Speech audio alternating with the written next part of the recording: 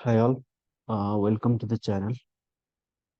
So yeah, we had a couple of sessions on how to create test cases, how to create test cycle, and all these things. Today, basically, I'm going to show you how you can import test cases from Excel file, okay, to Zephyr Scale. So suppose you have test cases. So what I have done is I have created two test cases. Okay, if I open the Excel sheet, yeah, as you can see, generally what happens is suppose your project is having a lot of test cases in Excel sheet, okay, or you got the test cases from someone else and you want to import that test cases to Zephyr Scale. So how can you do that? That's lots of people are asking that question. So third today video will give you how you can import test cases to Zephyr Scale. Okay. So now, if you go to our Zephyr Scale instance and we can see when we create test cases manually, we have couple of different things, right? Name, you can see there is a star mark here. When you see a star mark, that means it is a mandatory field, right? So name, objective, precondition. In details, we have status, priority, component, owner, estimated time, folder, levels. And if you go to test script, we have type step by step. So I already explained you that we have different type of text script to be written. So plain text, step by step, VDD, Gherkin syntax. So that is the most important thing we require to create our test cases, right?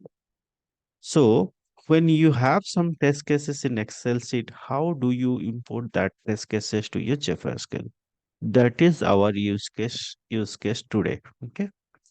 Now, I have two test cases. One is for successful login in and let me give the name as successful login and incorrect credentials. Save it. Okay. So we have two test cases. I mean, when someone wants to log into a web page, so what you do, that is the basically the test case I have written here. Launch the URL and navigate to the login page. User should be able to successfully launch the URL and should be able to navigate to the login page. Enter valid username password. User should be able to input username and password in the box provided and click on the login button. So once as you have provided valid username and password, then the website should allow you to log in and you can redirect it to the dashboard or home page of that website. Similarly, other one is the incorrect credential. So when we provide the incorrect credential, user should receive an error message indicating that the credentials are incorrect and remain in the login page. So these are the two test cases I have written. So what are the things available? I have the test case name. So basically, if you go to Zephyr Scale again, so name will be our test case name. Okay, we'll come to that. How do you make that? Objective, what is the objective of the test cases? Test case status, step, expected results. That's all we have. Now, if you go to the documentation of Zephyr Scale, what they are saying, how do you import test cases? Using our import wizard, you can import test cases, including all of your test case data into Zephyr Scale from comma separated value CSV file from Microsoft Excel file via CSV. So this is one of the important thing via CSV from other Zephyr Scale instance via XML. Okay. So that's the way they are saying. So as our test cases are present in Excel file, so we will use this form. Okay. From Microsoft Excel file via CSV. Now, how do you do that? So when they are saying CSV, that means we need to save our test cases into CSV format, right? This this test case is in Excel format. Let's do one thing. File. 1 second. Okay, I saved it. File.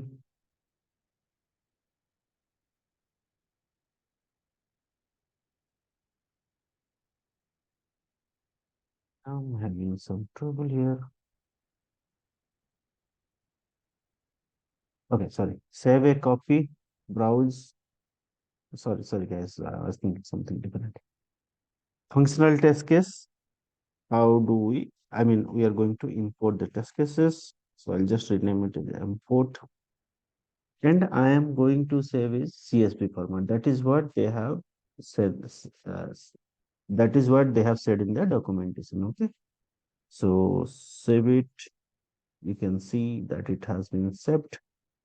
Some some warnings will ignore that because they are saying whenever you have some formula or something that will not be properly saved in the CSV format. Okay, let's close this one. Let's go to our Zephyr Scale instance again, right? So what we'll do is I have created a folder. So you know how to create folder and all. If you are not aware, then you can see my other videos where I have explained how to create folders for test cases, and we can manage the test cases in that folder itself. Okay. Now we have our folder here, demo import test case. Okay, where we are going to see how we can import uh, test cases from Excel to Zephyr Scale. So you can see here, when we click on new test cases, that window comes where we write all the details. When we want to import, click on the more option. Here there is something called import from file. Okay, Excel CSV, choose the file. So we have saved it in desktop, right? So if you go to our desktop, import test cases. So this is functional test case import. Now the file is being uploaded. So file is uploaded. Now where do you want to keep that, right? So I have opened another instance as well.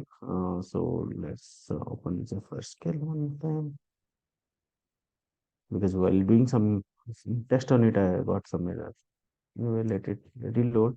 So destination folder is, as I said, this is the our folder, right? Demo import test cases. So this instance is not required. Let me close this. Okay, so not really get confused. So here we have the destination folder. CSV comma separated file is there, and when I show you this first row, right? Start import at row one. From row one, we are start importing, and you are clicking this because this row contains the field name, right? Our first, if you remember, when we open this test case, right? So our first row, we are starting from here, and it contains the name for the required field. Okay. So how this will be helpful, we'll see. So this row contains the field name. Go to the next one. So you can see it has come to field mapping, right? So we have some field in our CSV file, and what is the corresponding field we need to upload to the Zephyr Scale. So we have test case name. Okay. Now let me actually um, mm, open another Zephyr Scale instance. Okay. So I'll tell you why it is required. Hmm. So now let's say we go to any of the test cases, right? Or we create a new test cases. So what is the field we require? Name. So our test case name should be mapped to name. Objective. If you go to objective, here also name is, the field name is objective. So that is correctly mapped objective. Test case status. Here, what is the test case status? So we see like approved, deprecated, flop. So the field name is status. Okay, we put the name is status. Step. So if you go to step by steps one, right? Step. So this is the step. So what is the expected field here? If you go down, so test script step. What is the expected result? So the field is test script step by step expected result. Now we have mapped our CSV field to our Zephyr Scale field. Okay, go to the next. Something is approved to approve, so that's fine because we have written some different way that update values. Okay, import. See how quick it happened. Import successful. Two test cases have been imported. Close this. Okay. Let's go here. Yeah, you can see we have created two test cases. One is approved. You see, one is approved, and we have one kept at trap. Just to make sure that we are doing it correctly, so that you can verify that things are correct. So you can see incorrect credentials, successful login, right? Now, if you open, you can see successful login, objective, status. That is what we have given. Now, there are other different fields available. For example, precondition. So if you want that, you can create a precondition column, and accordingly you can map it. So it's quite easy, right? So we have the required field, and what field we have in the Zephyr scale. So that's one of the easy way. So looks quite easy, right? But one problem is here. One problem, not problem. One more thing is, if you remember my another session where I have explained about custom fields, right? So if you see here, let me open another one. I mean the test case. So here we have a custom field called build version. Okay. Now this build version, if you go to the configuration, test cases. So this build version, this is decimal number. I have not made it mandatory. Suppose we have some custom field our uh, Zephyr scale. Now you are importing test cases from Excel, right? Now, suppose your Zephyr skill, you have created some custom field, which is mandatory. Generally, what happens is build version, right? So, for which build version we are creating the test cases. Yeah, and we want to make that as required field. Now, suppose you have created this mandatory field. Okay? So now it will become a mandatory field. If you go to in a new test cases, like name, the star has come here, right? Previously it was not there. So build version has come as mandatory field. Now, if this is the case, okay, and I'll remove this, I'll create again a CSV based format for this one. Okay, house. Okay, let me change the name so that it will be easy, because with same name it will difficult to understand, right? Successful login one, incorrect credential one. Accept it.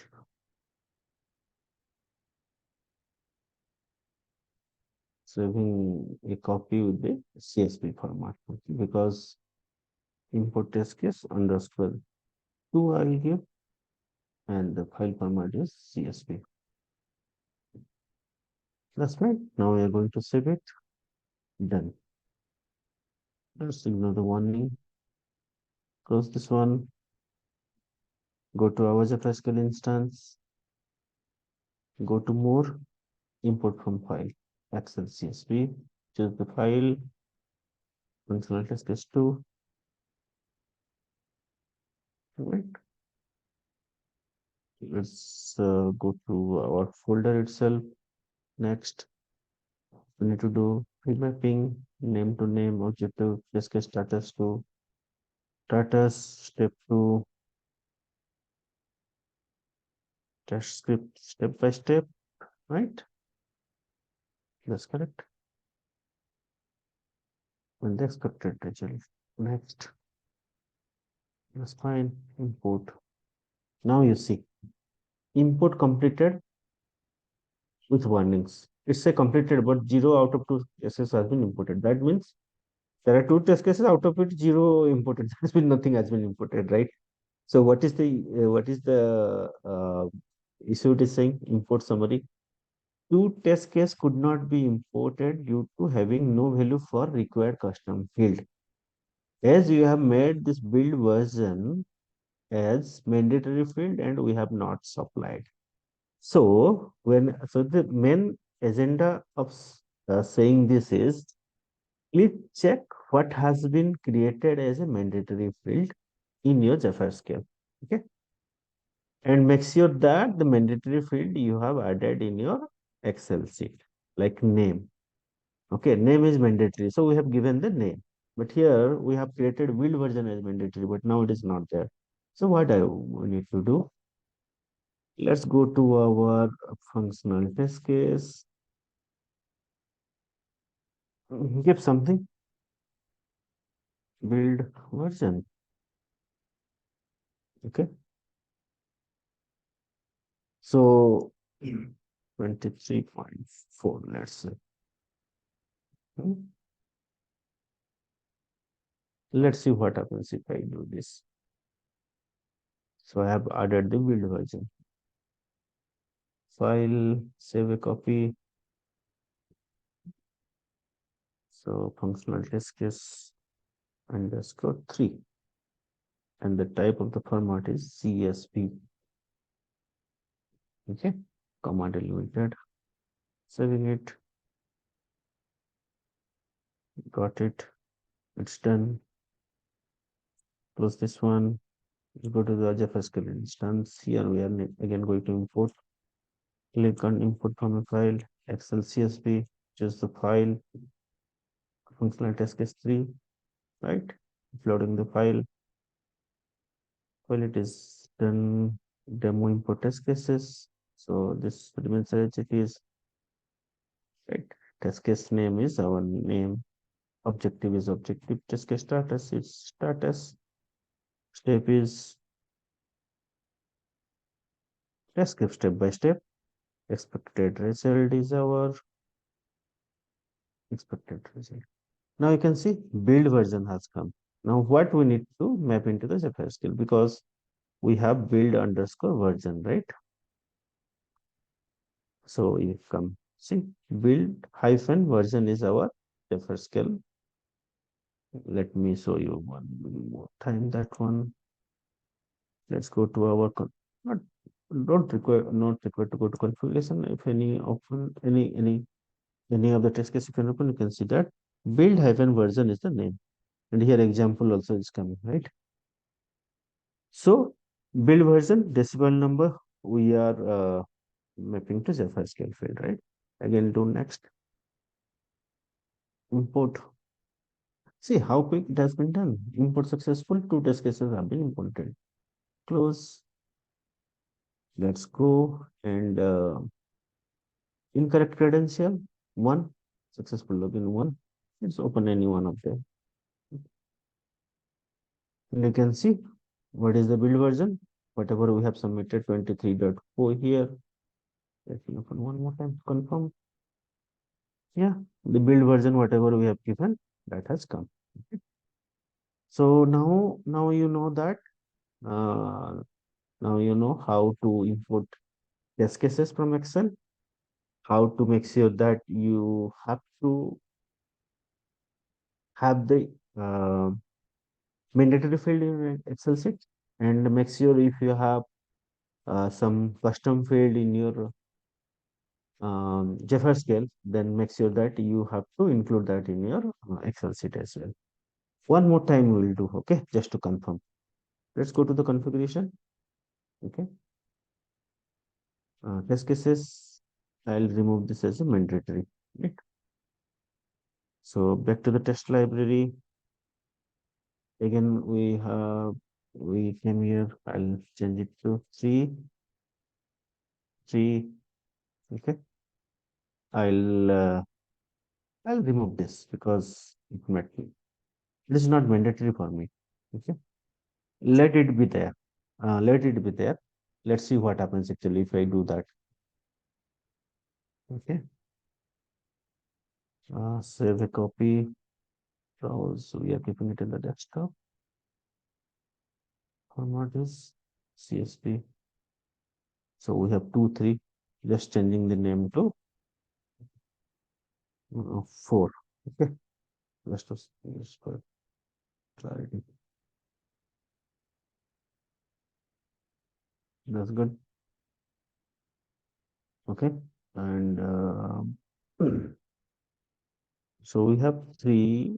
Okay, 3 will come. Right. I'll close this one. Go to the Zephyr Scale instance again. More input from file. Excel CSV. Choose the file. Okay, functional test case 4.